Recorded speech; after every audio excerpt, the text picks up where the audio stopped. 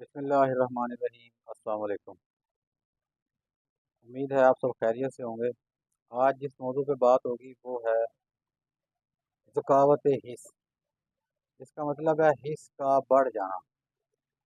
اچھا، حس بڑھنے سے نقصانات یہ ہوتے ہیں کہ انسان کو احتلام کا مرض لاحق ہو جاتا ہے، جریان کا مرض لاحق ہو جاتا ہے، صورت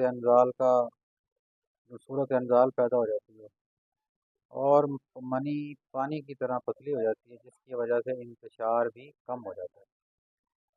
تو جو وجوہات ہیں یہ سب حس کے بڑھ جانے کی وجہ سے ہوتی ہیں، جس سے انسان کے جسم کے اندر حرارت بڑھ جاتی ہے اور منی پانی کی طرح پتلی ہو جاتی ہے۔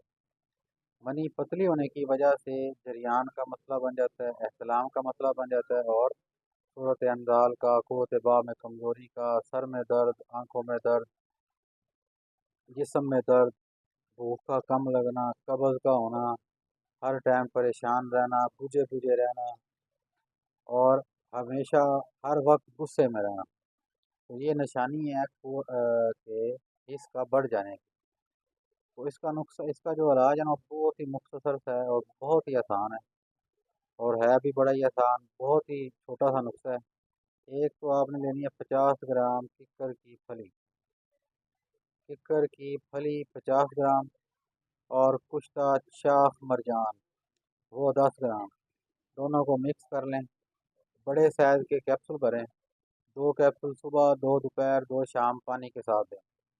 انشاءاللہ اس اعتدال پہ آ جائے گی، اور جتنے بھی جو مسئلے میں نے آپ کو بتائے ہیں وہ سب مسئلے ختم ہو جائیں گے۔ تو نقصہ جو انسان ہے وہ نوٹ دوبارہ فرما لیں۔